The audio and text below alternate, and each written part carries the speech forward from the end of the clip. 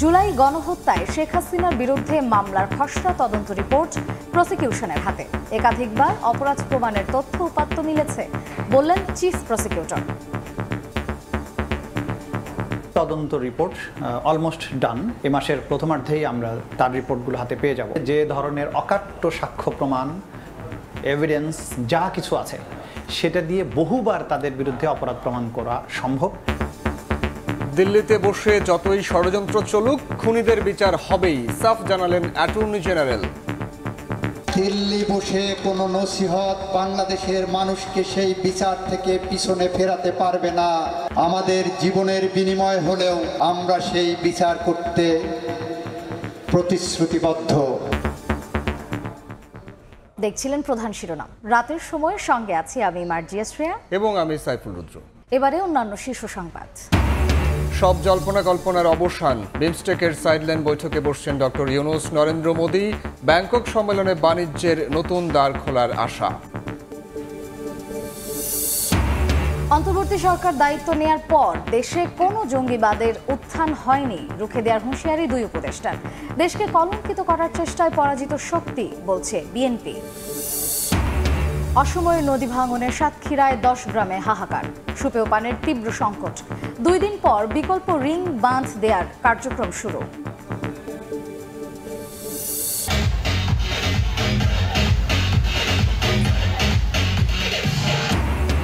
টানা ছুটিতে আনন্দ উদযাপন, থিম পার্ক থেকে পাহাড়, প্রকৃতি সবখানেই উৎসবের আমেজ। শিশুদের পদচারণায় মুখর চিড়িয়াখানা, বইয়ের চরিত্র সামনাসামনি দেখায় উচ্ছ্বাস।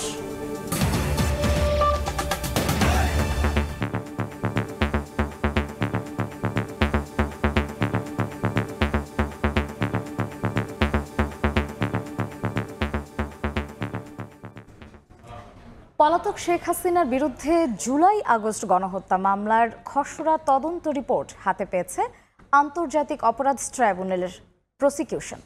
Chief prosecutor advocate Tajul Islam জানিয়েছেন, তদন্তে অকাট্য তথ্য প্রমাণ মিলেছে, যা দিয়ে তার বিরুদ্ধে একাধিকবার অপরাধ প্রমাণ করা যাবে। শুধু শেখ হাসিনা নয়, প্রমাণ মিলেছে সাবেক স্বরাষ্ট্রমন্ত্রী আসাদুজ্জামান খান কামাল ও সাবেক আইজিপি আবদুল্লাহ আল মামুনের অপরাধেরও। জুলাই আগস্টের গণহত্যার অন্তত 2টি মামলার বিচার শুরুর প্রস্তুতি নিচ্ছে আন্তর্জাতিক অপরাধ ট্রাইব্যুনালের প্রসিকিউশন। আশুলিয়ায় হত্যার পর 6 জনের লাশ পোড়ানো এবং চাংখারপুলে গুলি করে 7 জনকে হত্যার ঘটনায় এ মাসে আনুষ্ঠানিক অভিযোগ দাখিল করবে সংস্থাটি। এছাড়া বাকি মামলাগুলোর তদন্ত এগিয়ে চলছে দ্রুত গতিতে।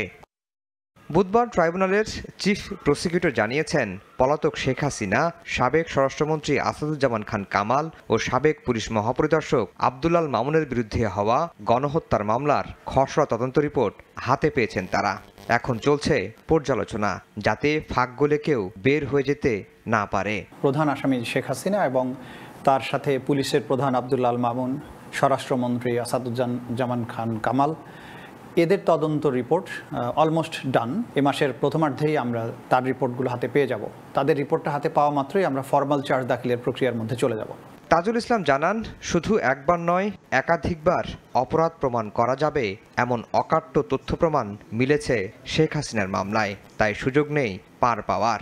তাদের বিরুদ্ধে যে ধরনের অকাট্য সাক্ষ্য প্রমাণ, এভিডেন্স যা কিছু আছে সেটা দিয়ে বহুবার তাদের বিরুদ্ধে অপরাধ প্রমাণ করা সম্ভব এবং সেটা আমরা কোর্টরুমে করে দেখাবো ইনশাল্লাহ। আমাদের সাক্ষ্য প্রমাণগুলো অকাট্য, প্রত্যক্ষদর্শী, ভিকটিম যারা একদম ময়দানে থেকে সম্মুখ সারিতে লড়াই করেছেন তারা এসে সাক্ষ্য দেবেন। সুতরাং এই সাক্ষ্য হবে এতটাই অকাট্য যে এখান থেকে কাউকে বেরিয়ে যাওয়ার কোনো সুযোগ আইনের মধ্যে আর থাকবে না।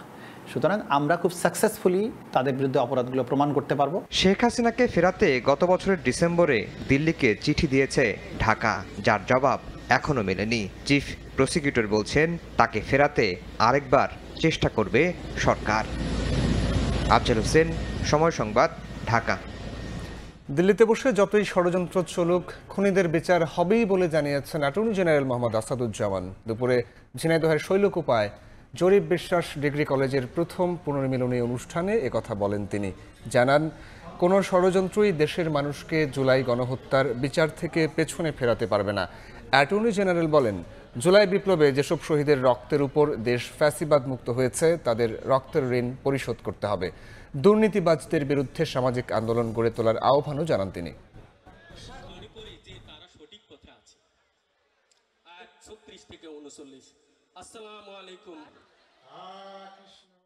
লক্ষ লক্ষ কর্মীকে বিপদের মুখে ঠেলে দিয়ে নিজের আত্মীয়দেরকে নিয়ে পালিয়ে দিল্লি কলকাতাতে বসে এক এক সময় এক এক রকম নসিহত করছেন।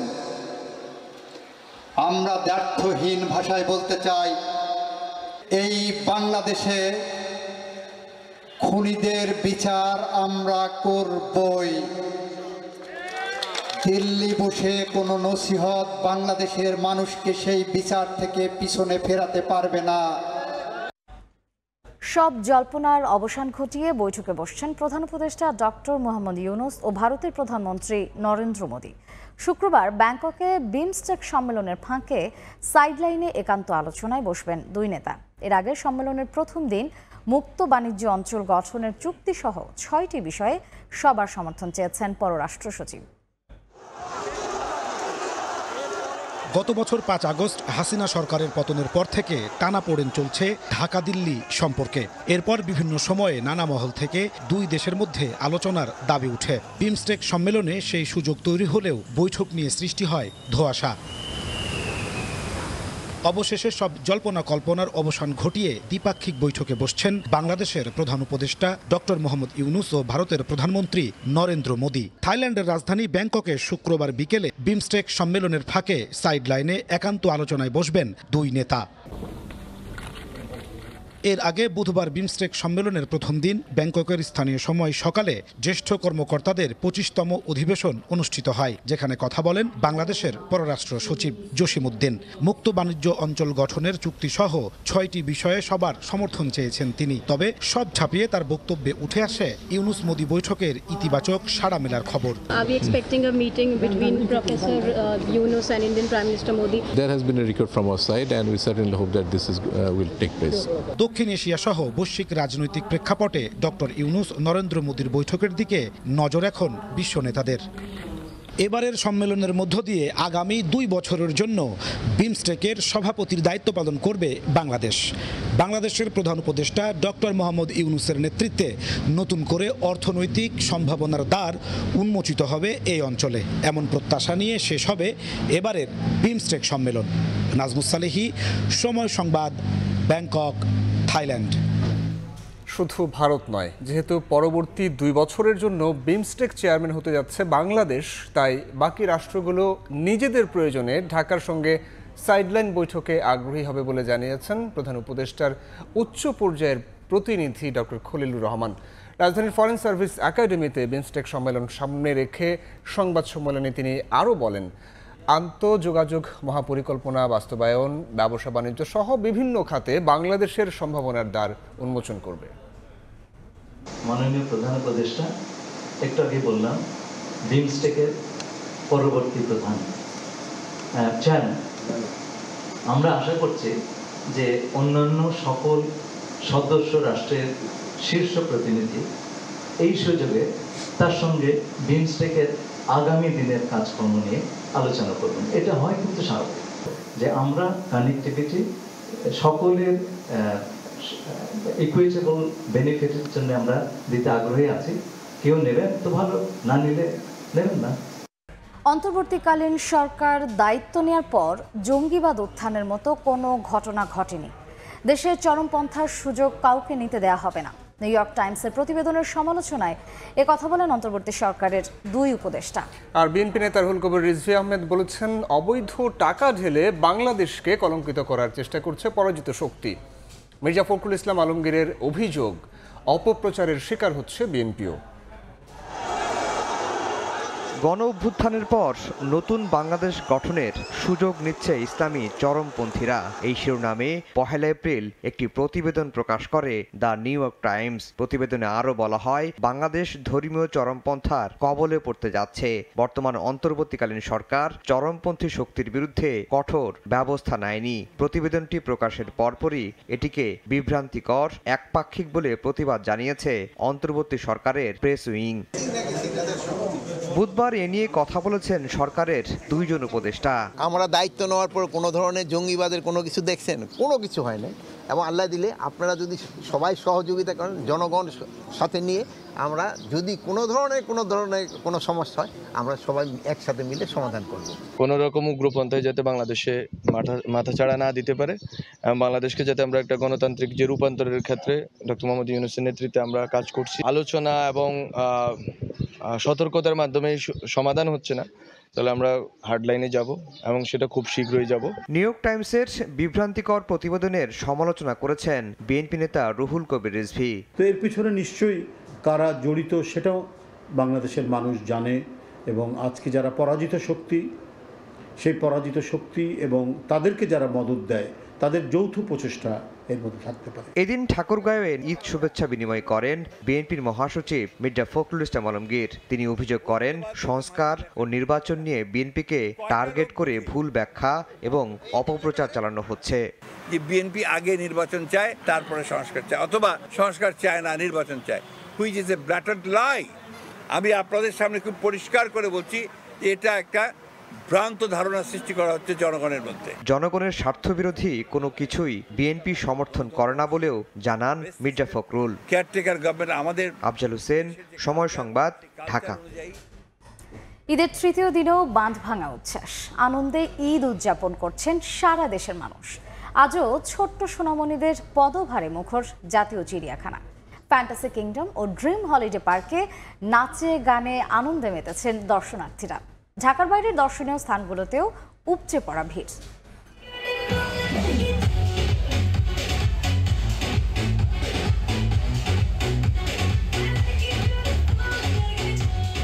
নাচে গানে উৎসবে মাতোয়ারা গোটা দেশ। ঈদের তৃতীয় দিনেও আনন্দে ভাটা পড়েনি এক চুলো। পরিবার পরিজন কিংবা বন্ধু বান্ধব নিয়ে কেউ চড়ছেন নতুন নতুন রাইডে, কেউ ওয়াটার কিংডমে গা ভাসাচ্ছেন বাদ্য বাজনার তালে তালে। আশুলিয়ার ফ্যান্টাসি কিংডম ও নরসিংদীর ড্রিম হলিডে পার্কে সকাল থেকেই ছিল বিনোদন প্রেমীদের উপচে পড়া ভিড়। যান্ত্রিক নগরের ব্যস্ততা পেছনে ফেলে একটু স্বস্তি খোঁজার চেষ্টা। আগে আমার ছেলে মেয়েকে নিয়ে আসতাম, এখন সেই ছেলের বাচ্চাকে আমি নিয়ে আসছি, ফ্যামিলিকে নিয়ে এসেছি, খুব ভালো লাগছে। এদিকে প্রকৃতির সান্নিধ্য পেতে বাবা মায়ের হাত ধরে চিড়িয়াখানায় আসেন ছোট্ট সোনামণিরা। বানর, বাঘ, উটপাখি, হাতি সহ নানা পশু পাখি দেখে শিশু কিশোরদের চোখে মুখে উচ্ছ্বাস। কত বাঘ, কত হরিণ। ঈদের আনন্দ মানেই তো বাচ্চাদের সাথে এরকম ঘোরা। বিনোদন কেন্দ্র ছাড়াও পরিবার পরিজন নিয়ে ঐতিহাসিক স্থানগুলোতে ভিড় করছেন দর্শনার্থীরা। রাজধানীবাসীর অনেকেই ঢু মারছেন লালবাগ কেল্লায়। ঢাকার বাইরে দর্শনীয় স্থানগুলোতেও একই চিত্র। ঈদে লম্বা ছুটি থাকায় পর্যটকের ঢল নেমেছে পাহাড়কন্যা বান্দরবানে। আর প্রকৃতিকন্যা সিলেটের সৌন্দর্যেও মুগ্ধ দর্শনার্থীরা। এখানে এর আগে আসা হয় নাই, তো দেখা গেল যে এখানে আসি। সব সময় তার সময় হয় না হাজবেন্ডকে নিয়ে, বাচ্চাকে নিয়ে ঘোরার। দেশবাসীর ঈদ আনন্দে নিরাপত্তা নিশ্চিতে পর্যটন এলাকায় সতর্ক অবস্থায় রয়েছে আইন শৃঙ্খলা বাহিনী। জিন্নাতারা যশোয়া, সময় সংবাদ। এবার বাণিজ্যের সংবাদ।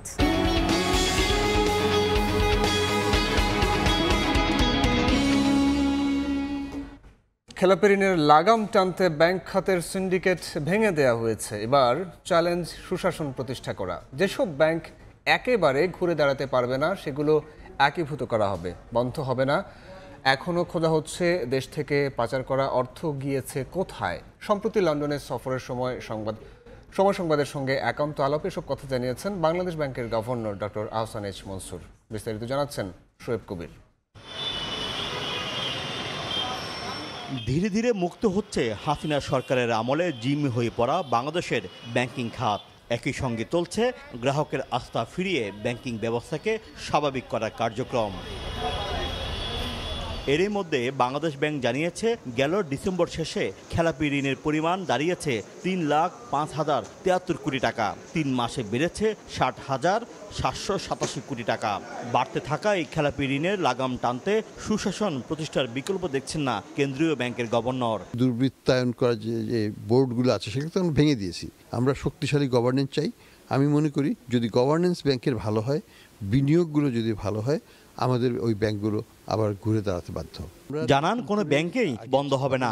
আমরা নতুন ব্যাংকিং রেজলিউশন অ্যাক্ট করেছি, সেটার আন্ডারে যদি যেসব ব্যাংক কার্যকরভাবে কার্য সম্পাদন করতে পারবে না বলে প্রতীয়মান হবে, তাদেরকে আমরা হয়তো একীভূত করে ফেলবো। পাচার হওয়া অর্থ কোথায় গিয়েছে তা খুঁজে বের করে দেশে ফিরিয়ে আনার কর্মযজ্ঞ চলছে।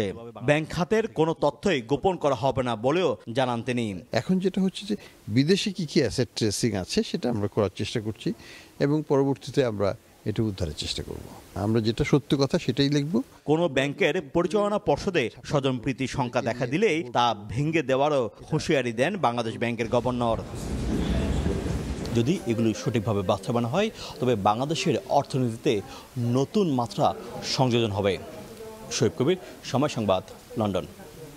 আগুন লাগার পর 2-1 দিন অভিযান, জরিমানা সহ নানা তৎপরতা চালায় কর্তৃপক্ষ, কিন্তু সপ্তাহ না গড়াতেই আবারও আগের দশায় চলে যায় সবকিছু। যদিও দেশে ভবন নির্মাণের সুস্পষ্ট বিধিমালা ও আইন আছে, কিন্তু তার যথাযথ প্রয়োগ নেই। সমস্যা উত্তরণে দ্রুত ফায়ার কোড বাস্তবায়নের পরামর্শ বিশ্লেষকদের। পাশাপাশি তারা বলছেন শুধু দোষী ভবন মালিককেই নয়, দায়িত্ব অবহেলা থাকলে সরকারি কর্মকর্তাকেও শাস্তির আওতায় আনতে হবে। বিস্তারিত আলামিন তুষারের রিপোর্টে।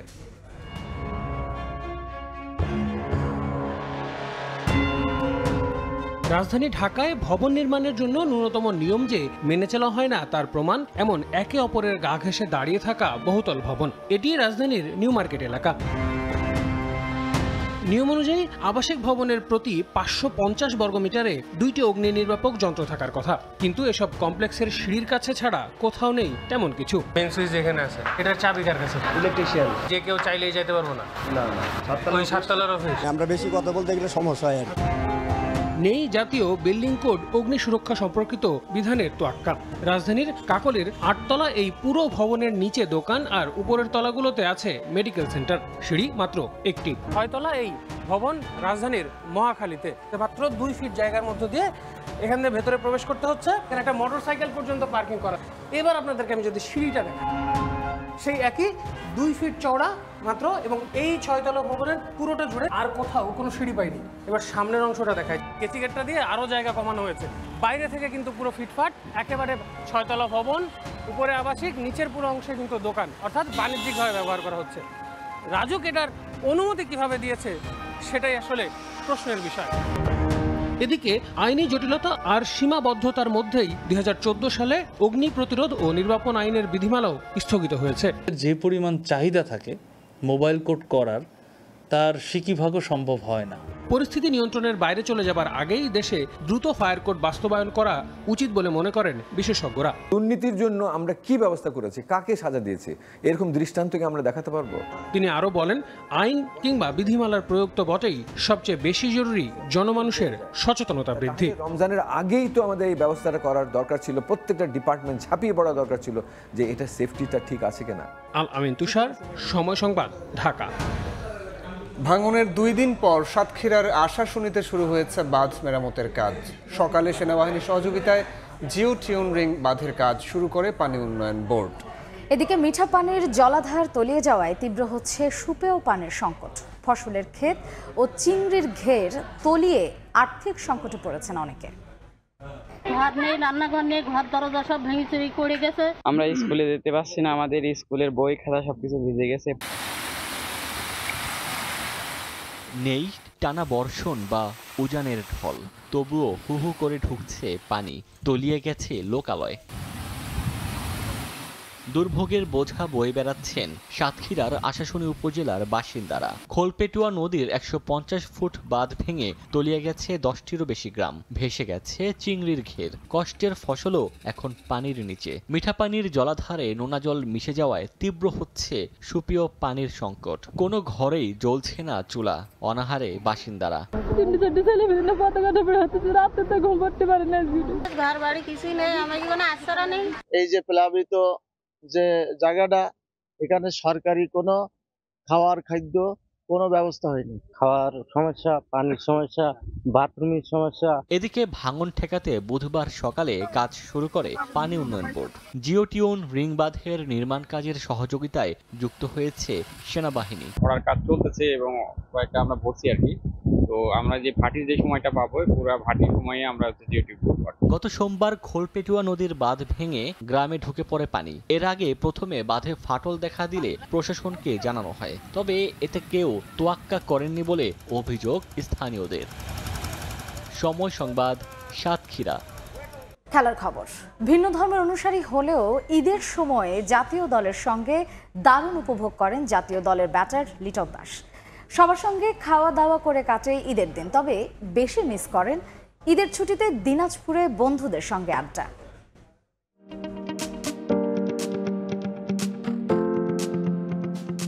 দেশের বাইরে যখন ঈদ হয় মানে আপনার টিমমেটদের অবস্থা কেমন থাকে? মুসলিম ধর্মের একটা ফেস্টিভ্যাল, তো আমার মনে হয় যে আমি যখন থাকি টিমের সাথে বাইরে আমি কখনোই ফিল করি না কারণ যে আমি বাইরের বা কোনো কিছু, কারণ ওই টাইমটাতে ইফতার যদি কখনো হয় একসাথে ইফতার করে আমি ইনভাইটেড থাকি, এবং ঈদের দিন যে কোনো প্রোগ্রাম লাইক আপনাদের নামাজের পরে একটা আয়োজন থাকে খাওয়া দাওয়ার, ওখানেও আমি ইনভাইট থাকি, তো আমি ওইটা অনেক এনজয় করি। বন্ধু বান্ধবদের সাথে আড্ডা তো হয়ই, হ্যাঁ, তো ওই সময়টা আসলে কীভাবে কাটে? আসলে অনেক ঈদই মনে হয় আমরা বাংলাদেশ টিম বাইরে করেছি। আর আগেকার যদি কথা বলি, যখন আমি দিনাজপুরে থাকতাম ম্যাক্সিমাম ফ্রেন্ডরা মিলে এই রোজার টাইমটাতে আমরা অনেক এনজয় করতাম, বিকজ সবাই রোজা রাখতো, আমি তো রাখতাম না, বাট আমি ওই টাইমটাতে যাই ইফতার করতাম একসাথে সব ফ্রেন্ডরা মিলে। ওটা একটা ভালো একটা মেমোরি ছিল। যেহেতু এখন দিনাজপুরে খুব কম যাওয়া হয়, ঈদে আসলে ঢাকায় থাকা ছাড়া কোনো অপশন নেই। আর যেহেতু লাস্ট অনেকগুলো ঈদই আমরা বাইরে করেছি, কারণ খেলা থাকে অনেক সময়, তো যদি দেশে থাকি তাহলে অবশ্যই দিনাজপুরে যাই ফ্রেন্ডের সাথে, কারণ ফ্রেন্ডরা ঈদের দিন অনেক ঘোরাঘুরি করে। তারেক হাসান শিমুল, সময় সংবাদ, ঢাকা। এ পর্যায়ে শিশু সংবাদ জানিয়ে দিচ্ছি আরেকবার। জুলাই গণহত্যায় শেখ হাসিনার বিরুদ্ধে মামলার খসড়া তদন্ত রিপোর্ট প্রসিকিউশনে মিলেছে একাধিকবার অপরাধ প্রমাণের তথ্য। বিচার হবেই জানালেন অ্যাটর্নি জেনারেল। সব জল্পনা কল্পনার অবসান। বিমস্টেকের সাইডলাইন বৈঠকে বসছেন ডক্টর ইউনূস, নরেন্দ্র মোদী। ব্যাংকক সম্মেলনে বাণিজ্যের নতুন দ্বার খোলার আশা।